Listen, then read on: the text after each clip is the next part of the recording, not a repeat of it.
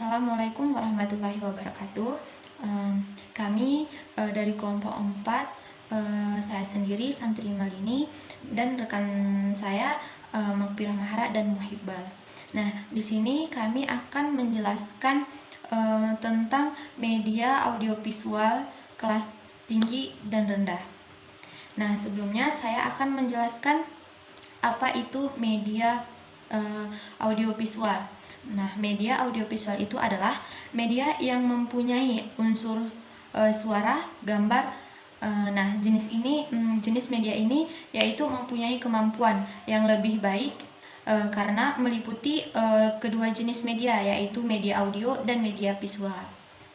Nah, adapun menurut Arsyad, media visual itu yaitu yang mengandung penggunaan suara tambahan dan untuk memproduksinya.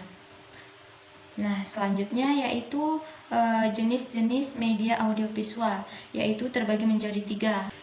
Yang pertama itu adalah media dengan daya liput luas dan serentak. Dan yang kedua itu adalah media dengan daya liput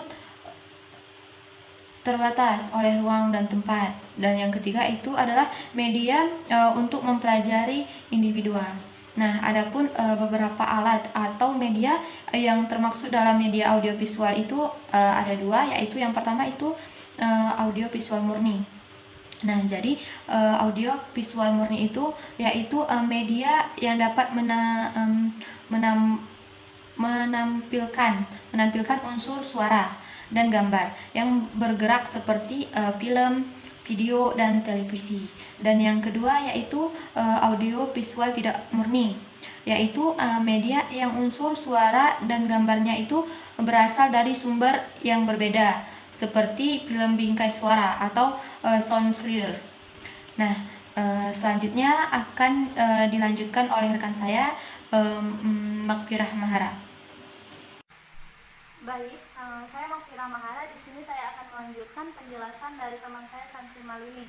Nah, di sini saya akan menjelaskan tentang karakteristik media audiovisual dan manfaat media audiovisual. Nah, yang pertama saya akan menjelaskan tentang karakteristik media audiovisual. Nah, pembelajaran menggunakan teknologi audiovisual adalah salah satu cara menyampaikan materi dengan menggunakan mesin-mesin mekanis dan elektronis untuk menyajikan pesan-pesan audiovisual.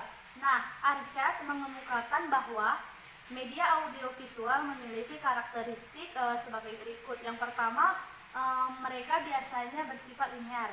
Yang kedua, mereka biasanya menyajikan visual yang dinamis. Yang ketiga, mereka digunakan dengan cara yang telah ditetapkan sebelumnya oleh perancang atau pembuatnya. Yang keempat, mereka merupakan gambaran fisik dari gagasan real atau abstrak. Yang kelima, mereka dikembangkan menurut prinsip psikologis, behaviorisme, dan kognitif. Nah, umumnya mereka berorientasi pada guru dengan tingkat pelibatan interaksi murid yang rendah. Nah, yang selanjutnya yaitu ada manfaat menggunakan media audiovisual. Nah, ada beberapa manfaat menggunakan media berbasis audiovisual, yaitu seperti film ataupun video. Nah, karena kelebihan atau keuntungan dari media tersebut seperti film ataupun video yaitu dapat melengkapi pengalaman-pengalaman dasar dari siswa ketika mereka membaca, berdiskusi, praktik, dan lain-lain. Nah, yang kedua yaitu film menggunakan pengganti alam sekitar dan bahkan dapat menunjukkan objek yang secara normal tidak dapat kita lihat, seperti cara kerja jantung ketika berdenyut.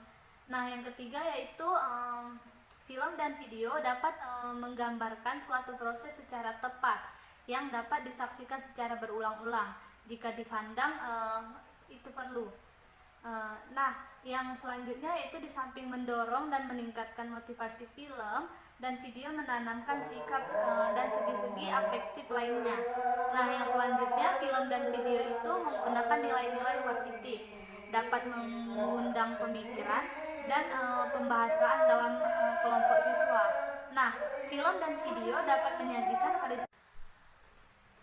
Nah, yang selanjutnya yaitu ada manfaat menggunakan media audiovisual.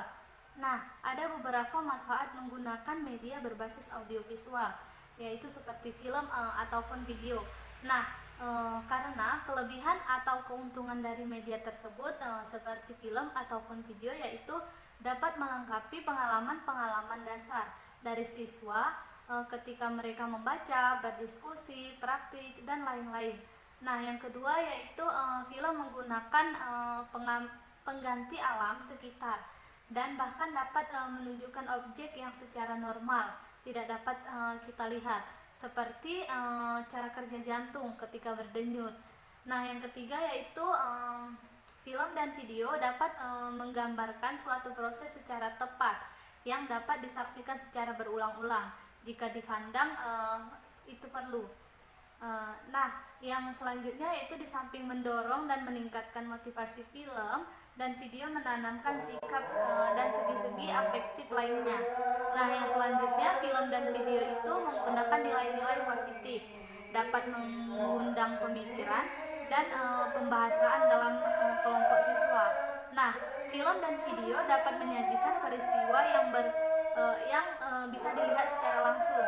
Film dan video dapat ditunjukkan kepada kelompok besar ataupun kecil, kelompok heterogen maupun perorangan. Nah, dengan kemampuan dan teknik pengambilan gambar, parame dan parame demi parame, film yang dalam kecepatan normal memakan waktu 1-2 minggu dapat ditampilkan dalam 1 atau 2 menit. Nah, terima kasih. Sekarang akan dilanjutkan oleh teman saya, Muhibbal. Sekian dari saya lanjutkan kepada teman saya. Kelebihan dan kekurangan media audiovisual. Media audiovisual mempunyai kelebihan dan kekurangan tersendiri. Ada 2 jenis media audiovisual di sini, yaitu video visual gerak dan audio visual diam. Kelebihan dan kekurangan film sebagai media audiovisual gerak. Keuntungan dan manfaat film sebagai media pengajaran antara lain. Yang pertama, film dapat menggambarkan suatu proses, misalnya proses pembuatan suatu keterampilan tangan dan sebagainya. Yang kedua, dapat menimbulkan kesan ruang dan waktu. Yang ketiga, penggambarannya bersifat 3-dimensional. Yang keempat, suara yang dihasilkan dapat menimbulkan realita pada gambar dalam bentuk ekspresi murni. Kekurangan film sebagai berikut. Yang pertama, bersuara tidak dapat diselingi dengan keterangan-keterangan yang diucapkan sewaktu film diputar. Yang kedua, audio tidak akan dapat mengikuti dengan baik kalau film diputar terlalu cepat. Dan ketiga, apa yang telah lewat sulit untuk diulang kecuali memutar kembali secara keseluruhan. Nah, kelebihan dan kekurangan video sebagai media audiovisual gerak. Yang pertama, kelebihan video dapat menarik perhatian untuk periode-periode yang singkat dari rangsangan lainnya. Yang kedua, dengan alat perekam pita video, sejumlah besar penonton dapat memperoleh informasi dari ahli atau spesialis. Nah, kekurangan video, perhatian penonton sulit dikuasai. Yang kedua, sifat komunikasi yang bersifat satu arah haruslah diimbangi dengan pencarian bentuk umpan yang baik. Nah, kelebihan dan kekurangan televisi sebagai media audiovisual gerak.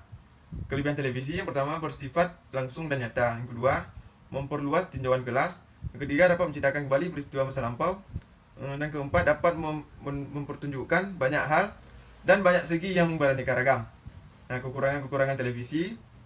Yang pertama, televisi hanya mampu menyajikan komunikasi satu arah. Yang kedua, televisi pada saat disiarkan akan berjalan terus dan tidak ada kesempatan untuk memahami pesan-pesan sesuai dengan kemampuan individual siswa. Kelebihan dan kekurangan film bingkai sebagai media audiovisual dan kelebihan film bingkai sebagai media pendidikan adalah: yang pertama, materi pelajaran yang sama dapat disebarkan ke seluruh siswa secara serentak. Yang kedua, perhatian anak-anak akan dipusatkan pada satu butir tertentu. Yang ketiga, fungsi berpikir penonton dirangsang dan dikembangkan secara bebas. Nah, kekurangan film bingkai suara adalah: pertama, program film bingkai yang terdiri dari gambar-gambar lepas mudah hilang atau tertukar apabila penyimpanannya kurang baik. Kedua, hanya mampu menyajikan objek-objek secara diam atau still.